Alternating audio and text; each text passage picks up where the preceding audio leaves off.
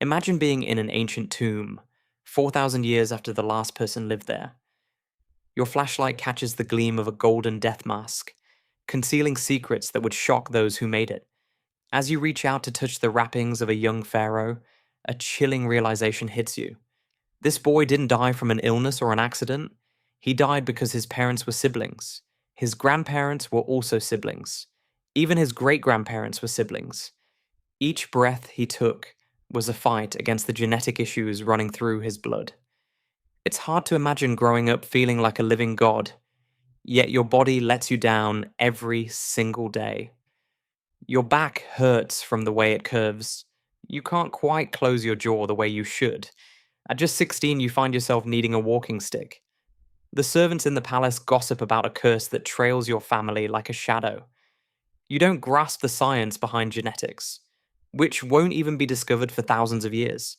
Still, you realize that something is definitely off with your family. Your parents, your grandparents, and everyone you've ever met think that preserving your bloodline is worth any sacrifice. They witness your pain and call it a blessing. They see children pass away in their early years and admire the mysterious plans of a higher power. They've built a hell on earth and labeled it paradise. But what if I told you this is not just a story? What if I revealed that the most influential figures in history, the pharaohs of ancient Egypt, spent 3,000 years gradually harming themselves through genetic separation? They thought their blood was sacred, far too valuable to mingle with that of ordinary people. Instead, they built a place of human anguish that would resonate throughout history. Before we dive into these golden tombs to reveal the truth about Egypt's most sorrowful leaders, I'd love to hear in the comments where you're tuning in from. We're about to embark on a journey through 3,000 years of pain together. I think it's amazing that people from all over the world can come together to witness these ancient tragedies. To grasp how the most powerful individuals on Earth ended up being victims of their own actions, we need to go back to the start of Egyptian civilization. The pharaohs didn't intend to bring about their own downfall. They believed they were protecting something sacred. They thought their blood was special, almost divine, a sacred gift from the gods that should never be mixed with the blood of ordinary people. Imagine the first pharaoh who chose his sister as the only woman deserving of his affection. He gazed at his subjects, farmers, craftsmen, everyday folks, and felt a sense of disgust at the idea of his divine heritage mingling with their common lineage. His priests nodded in agreement while his advisors weighed the political benefits. Yet, no one thought about the toll it would take on his children. At that moment, the reasoning appeared perfect. Pharaohs were more than mere rulers. They were considered living gods, the earthly form of Horus, and the divine offspring of Ra himself. How could a god possibly marry a human? How could divine lineage be tainted by human frailty? The answer was clear to every priest and advisor in the palace. Gods should marry other gods, and brothers need to marry their sisters. It's important to keep the bloodline pure. What started as a religious belief turned into a cultural fixation. Egyptian royal siblings were raised thinking that marrying one another was not only normal, but essential. They learned that their bloodline contained the very essence of Ra himself. They believed that mixing with foreign blood would upset the gods and bring ruin to the kingdom. For generations, they forced their own children to endure suffering for beliefs they never even thought to challenge. Every marriage between siblings felt like pouring poison into a well. The first generation might only display minor issues, like a small jaw irregularity or some unusual facial characteristics. The priests would see these as signs of the god's blessing, evidence that this union was favored. However, the genetic damage piled up like sediment in the Nile, stacking layer upon layer until the bloodline's foundation turned toxic. What began as divine protection transformed into gradual destruction, but it unfolded so slowly that no one noticed the trend. A royal child was born with a clubfoot, seen as a blessing from the gods. A prince died at the age of 20, summoned to serve in the afterlife. A princess struggled to have children, chosen instead for greater spiritual roles. Every genetic issue was reinterpreted as a sign of divine will. Each symptom of inbreeding was viewed as proof of godly favor. The Egyptians were truly brilliant. They constructed pyramids that continue to stand even now.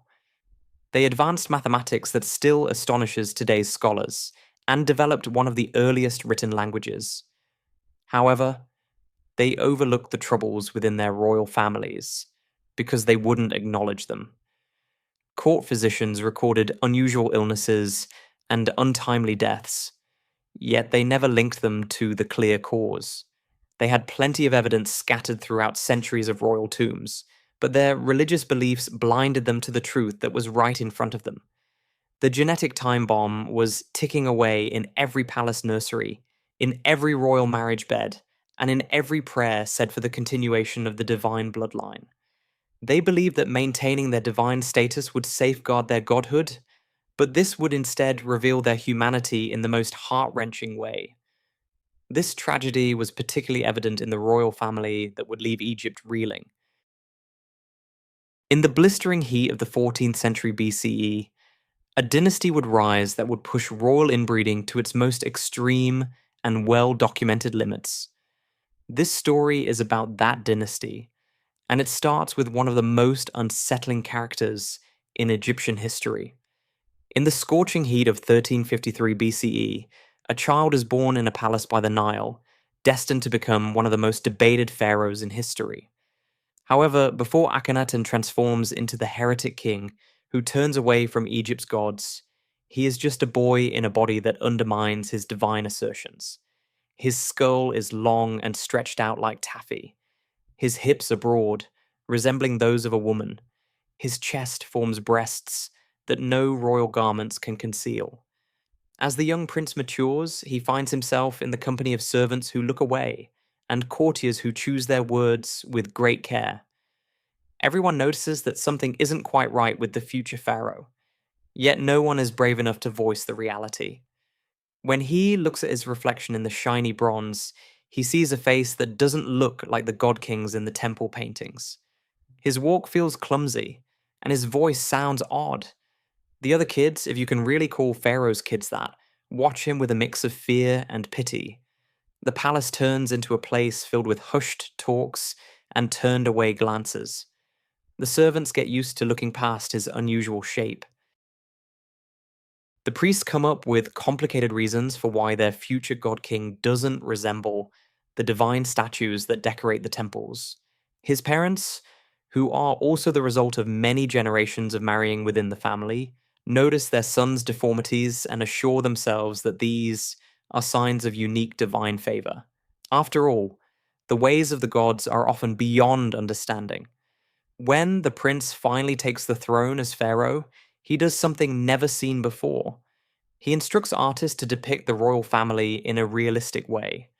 For the first time in Egypt's history, royal artwork features elongated skulls, bulging bellies, and unusual proportions. Historians refer to it as an artistic revolution. However, the reality behind it is more straightforward and quite tragic. The young king is weary of pretending. If his body is meant to be a temple for the gods, then those gods should resemble him perfectly. The artwork from his time is unsettling. It depicts a family that seems almost otherworldly. They have elongated heads, men with feminine shapes, and children who share their parents' unsettling proportions.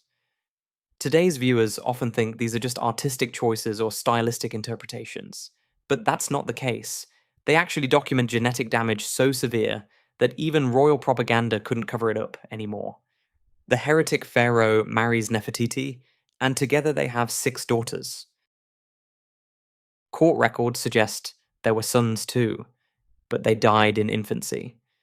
Their tiny bodies unable to withstand the heavy genetic load passed down through generations. The daughters who live here all share the same long features and unusual proportions.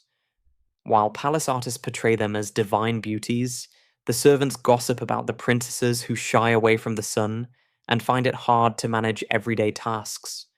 Maybe this king's shift in religion Moving away from Egypt's traditional gods to worship just one comes from a place of genetic desperation.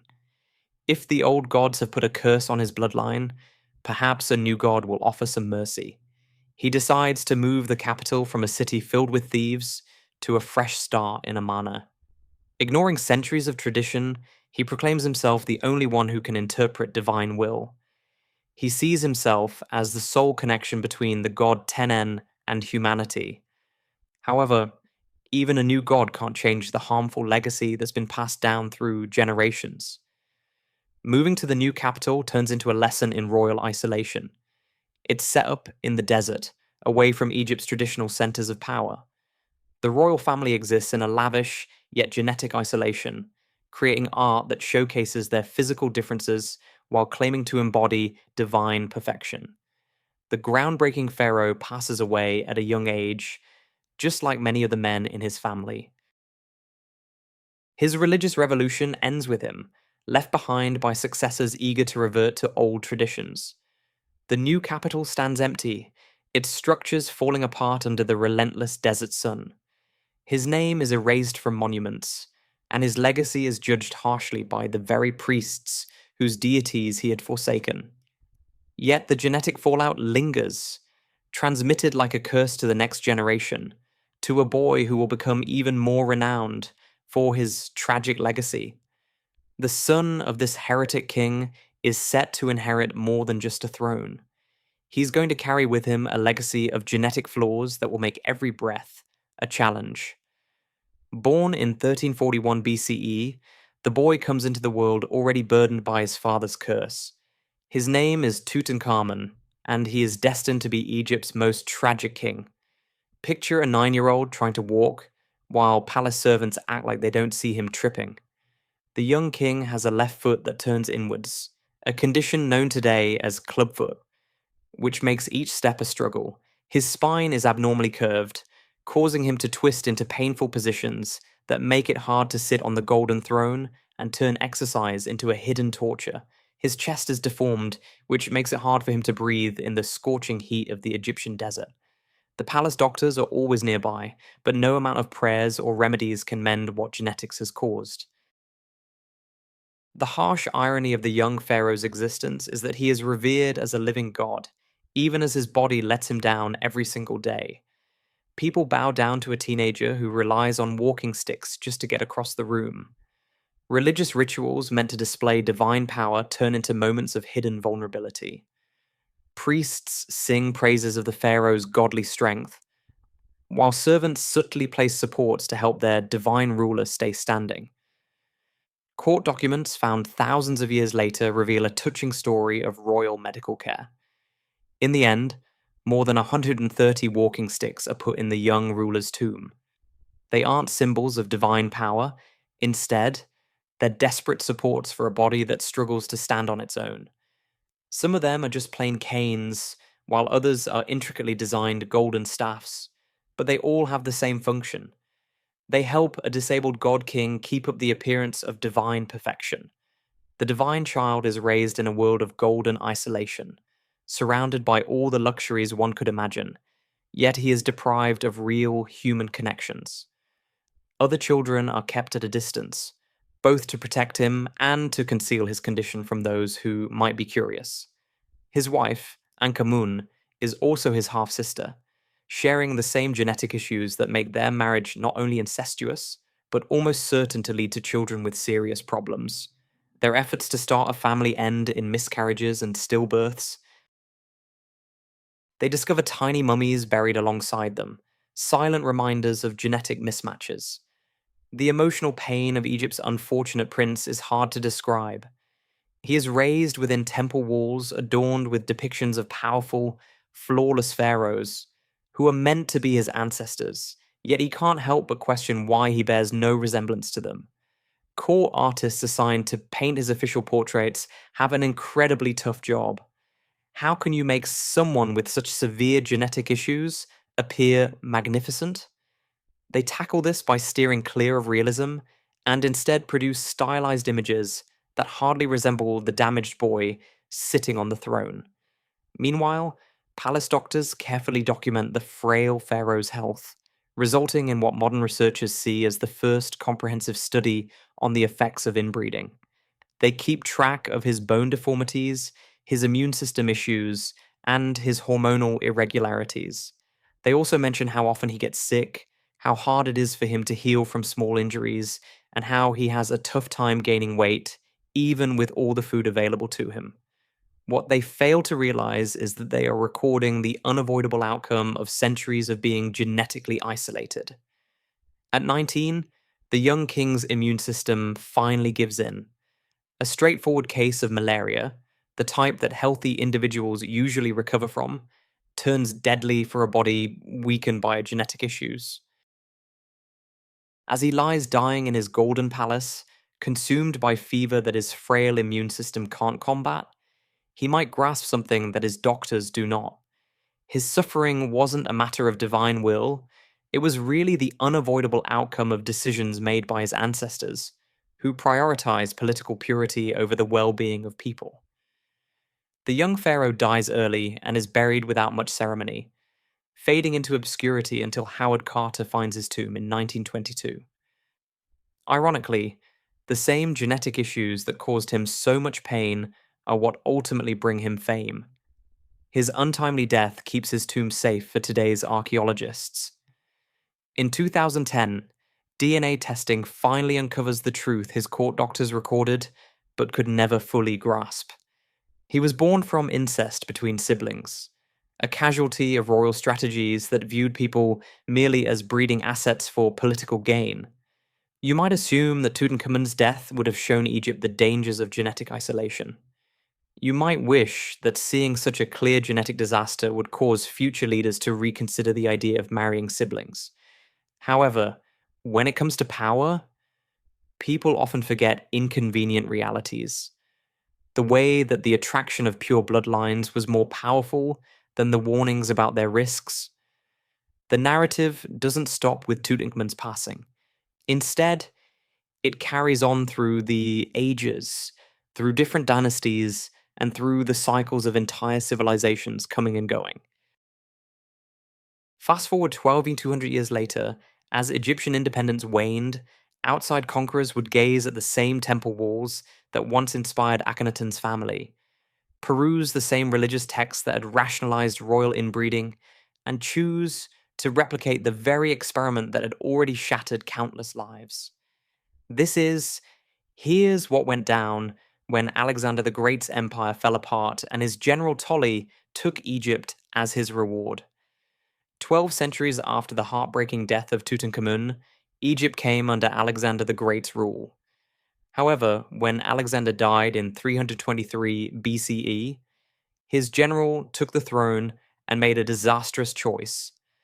Surrounded by Egyptian temples showing divine pharaohs who married their sisters, the Macedonian conqueror concludes that this must be the key to holding on to power. He doesn't realize that he's about to make Egypt's biggest genetic mistake all over again. The rulers here aren't actually Egyptian, they're Macedonian Greeks who see themselves as better than the people they govern. But they're also savvy politicians who realize that the people of Egypt expect their pharaohs to adhere to divine customs. So the founder of the dynasty sets up a system where brothers are required to marry their sisters, generation after generation, leading to what will turn out to be the most intense case of royal inbreeding in history. Just imagine the discussions in the palace as each new generation of royal kids grew up fully aware of what awaited them. Brothers and sisters grew up together playing as kids, only to be pushed into marriage as teenagers. The psychological trauma of this system is unimaginable. These weren't just distant arranged marriages with foreign royals, they were close family ties, turned into reproductive duties. For 300 years, the Macedonian rulers mastered the craft of genetic isolation. The family tree turns into a ladder where the same names keep coming up over and over again. The founder weds his sister, and then their son marries his sister as well. Their kids just continue the same pattern without any changes. By the time the dynasty comes to an end, the royal bloodline is so tightly wound that family members are at once cousins, siblings, parents, and children to one another in a complicated mess of genetic ties. When the legendary queen is born in 69 BCE, the experiment has been going on for 250 years. Her family tree reveals the shocking outcome. The same names keep coming up as brothers marry their sisters in a never-ending cycle. Royal heirs wed other royal heirs, and their children continue to marry one another, generation after generation, following the pattern that the Macedonians adopted from their studies of ancient Egyptian customs. The idea of the last pharaoh being an incredibly beautiful woman is probably nothing more than a myth. After 250 years of heavy inbreeding, she likely ended up with the same physical traits that were common among all the rulers in her family. This means she may have had pronounced facial features, potential jaw issues, and a level of genetic damage that royal propaganda tried hard to hide. Her famous beauty was probably more about political necessity than actual looks.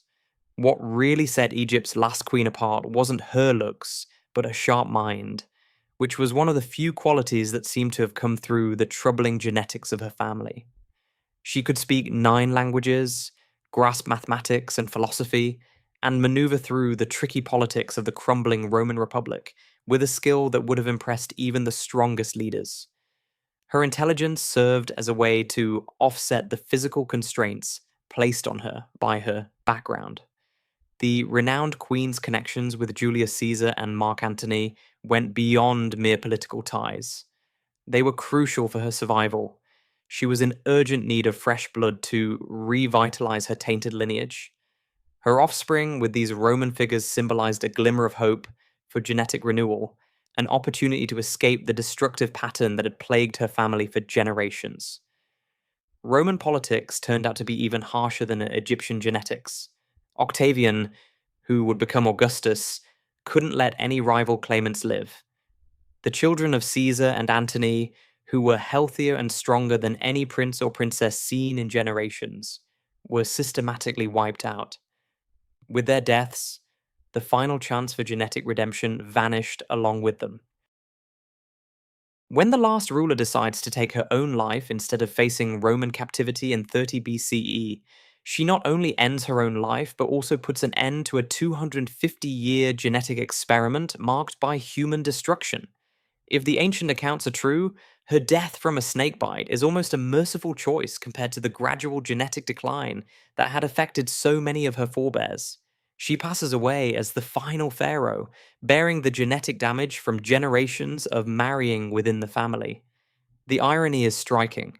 The invaders took over Egypt through military might, yet Egypt ultimately overwhelmed them on a genetic level. They arrived as outsiders, enforcing their authority over the local people, but in the end, they brought about their own downfall by embracing the same habits that had led to the ruin of those before them. The trend wasn't just found in well-known dynasties. Archaeological findings show that royal inbreeding in Egypt happened in cycles rather than being a constant issue. There were times of severe genetic isolation, which were then followed by a recovery phase when outside marriages introduced new genetic material. Eventually, as political pressures increased, the pattern shifted back towards inbreeding. Egyptian history reveals a chilling pattern that has repeated over thousands of years. Whenever a dynasty gains strength, it starts to see its lineage as too valuable to intermingle with others. This political success gives rise to genetic nationalism, which ultimately leads to the downfall of the dynasty. We can see the proof scattered throughout Egypt's royal tombs, as each mummy reveals the unmistakable signs of the damage caused by inbreeding. Even in the earliest dynasties of Egypt, there are signs that some pharaohs married their siblings. Inscriptions in tombs and royal family trees suggest that this practice occurred during the time when the pyramids were being built, though it wasn't as common as it became in later times. Little by little, the genetic groundwork for future issues was being established. One stone, one burial, and one marriage at a time. When the Old Kingdom fell apart, pharaohs of the Middle Kingdom frequently wed foreign princesses, which introduced new genetic traits into the royal families. For a few centuries, the tradition of marrying siblings almost vanished. As a result, royal children from this time exhibit fewer indications of genetic issues in their mummified bodies. Egypt experienced political prosperity, and as a result, its royal bloodlines improved as well. However, with power came arrogance, and success led to a strong sense of genetic nationalism. By the time of the New Kingdom, families like that of Pharaoh Akhenaten resorted to extreme inbreeding once again. The Amarna period might be considered one of the clearest instances of sibling marriages outside of the later Ptolemaic dynasty. The artistic evidence from this time, like those long skulls and strange body proportions, shows us genetic damage happening right before our eyes. After the fall of Amarna, the later dynasties started relying on foreign marriages once more to form political alliances. For many centuries, Egyptian pharaohs married into Nubian, Libyan, and Near Eastern royal families. This mix of genes not only enhanced genetic diversity, but also helped to stabilize the dynasties. Royal mummies from this time reveal stronger bones, longer lives, and fewer noticeable deformities. However, when the Ptolemies showed up, they introduced their own fixation on bloodline purity, marking the last and most extreme phase of Egypt's genetic tragedy. Every cycle conveyed the same lesson. Genetic diversity provides strength, while isolation leads to destruction. However, every new dynasty appeared to be destined to make the same mistakes as those before them. It was as if the power that came with ruling Egypt brought an unavoidable tendency towards genetic self-destruction. These recurring errors weren't simply failures in governance, they were human tragedies unfolding in the bedrooms of palaces and the nurseries of royalty. To really grasp what this genetic breakdown was all about, we need to think about what their everyday lives were like. Today's genetics gives us insights into their struggles. Still, the human experience has always been deeply moving throughout history. Imagine waking up each day in a beautiful palace filled with gold and marble, surrounded by servants who treat you like a god, yet your spine aches with pain before you even get out of bed. Your jaw hurts just from eating breakfast. Breathing feels heavy because your chest never developed right. You carry the weight of worries like a god, yet your body keeps reminding you that you're more delicate than the poorest farmer toiling in the fields beyond your palace. Royal kids learned early on that they were different, but they didn't understand why. They weren't able to play with other kids, couldn't create real friendships, and couldn't break free from the gilded cage of their lineage. Their only friends were siblings who carried the same genetic issues, cousins who would eventually marry them, and relatives who mirrored their own deformities like distorted funhouse mirrors. Picture growing up in a world where everyone you care about appears different, and you don't look quite right either. Yet, no one can really tell you why that is. The burden of feeling like you're special brings its own kind of mental anguish. These kids resided in beautiful palaces, but they were trapped by their own genetic makeup. They could eat the best food available, but their crooked jaws made every bite a struggle. They had collections of scrolls, but many faced learning challenges that often come with inbreeding. They lived in luxury, yet that luxury couldn't mend bones that grew crooked, or hearts that had trouble pumping blood through damaged vessels. As these royal children got older, they started to grasp the pattern.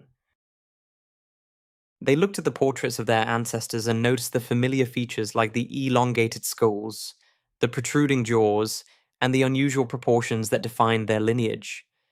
They observed that royal babies tended to die more frequently than those of commoners.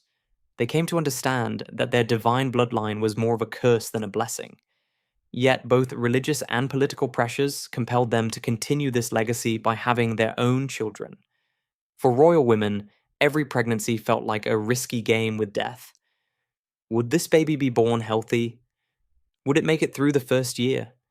Would it have such severe deformities that even the royal propaganda couldn't cover it up? Records from the palace suggest the emotional strain was significant. Many royal mothers withdrew from public life after enduring several unsuccessful pregnancies. Queens who didn't want to show up at religious ceremonies, women who turned to wine and opium to dull the heartache of seeing their kids die. Today's genetics sheds light on what people in ancient times couldn't grasp. When siblings have kids together, there's a 25% chance that those children will inherit two copies of any recessive gene. In a healthy population with a lot of genetic diversity, harmful recessive genes are uncommon and are typically hidden by normal copies passed down from unrelated parents. However, when siblings marry each other over many generations, these harmful genes build up, much like interest on an unpaid debt that keeps growing. The signs were all around us, captured in artwork and preserved in mummies. The distinctive jaw deformities evident in Egyptian royal portraits weren't just for artistic effect, they were a genetic reality that couldn't be concealed any longer. Elongated skulls, odd facial features, and physical abnormalities that artists depicted as divine traits were actually genetic defects that grew more noticeable with each generation of inbreeding. But the hidden damage ran much deeper than that. What ancient art couldn't capture were the internal issues. Immune systems weakened to the point where even small illnesses turned deadly. Hormonal imbalances that disrupted growth and development. Neurological problems that might have impacted personality and behavior. The genetic damage affected every cell, every organ, and every system in their bodies. With each generation of inbreeding, the next became increasingly vulnerable. Minor facial irregularities evolved into severe jaw deformities that made it hard to eat. What once were occasional infant deaths turned into frequent pregnancy losses that deeply saddened royal mothers. The genetic damage worsened over time, leading to a cycle of destruction that royal families couldn't break free from because they didn't grasp the underlying cause. The pharaohs believed they were maintaining divine purity, but in reality, they were carrying out the longest and most tragic experiment in human genetics. This experiment turned their palaces into places of suffering and turned godlike kings into victims of their own beliefs. It wasn't just one ongoing disaster, it was a pattern that repeated itself over thousands of years. What we observe throughout Egyptian history isn't just continuous inbreeding for 3,000 years. Instead, it features periods of significant genetic isolation, followed by recovery, and then this pattern repeats. During the Old Kingdom, some pharaohs would marry their sisters. The Amenei period under Akhenaten was an extreme example of this. After many centuries of more diverse marriages, the foreign rulers then established the most intense case of royal inbreeding seen in human history. The cyclical nature of royal genetic decline shows a disturbing trend. Whenever a dynasty gains strength, it tends to see its bloodline as too valuable to mix with others. Political success leads to a sense of genetic nationalism, and that nationalism ultimately results in the dynasty's downfall. The proof can be found in royal tombs, recorded in mummy after mummy, clearly displaying the obvious signs of inbreeding harm. Even in the earliest dynasties, there's proof that some pharaohs married their siblings. Tomb inscriptions and royal family trees suggest this practice occurred during the time of the pyramid construction, although it wasn't as common as it became in later years. The genetic groundwork for future problems was being established bit by bit, with each burial and every marriage. After the Old Kingdom fell apart, pharaohs from the Middle Kingdom frequently married foreign princesses, which introduced new genetic diversity into the royal family. For quite a few centuries, sibling marriages became less common. As a result, royal children from that time show less evidence of genetic issues in their mummified bodies. The kingdom thrived politically, and the royal genetics improved as a result. But with power comes arrogance, and success leads to a sense of genetic nationalism. By the time of the New Kingdom, pharaohs were back to extreme inbreeding. The Amarna period stands out as one of the clearest examples of sibling marriage before the foreign dynasty took over. The artistic evidence from this time, like those elongated skulls and unusual body proportions, shows the genetic damage happening right before our eyes. After the fall of the Amarna dynasty, subsequent dynasties once more sought foreign marriages to strengthen political alliances.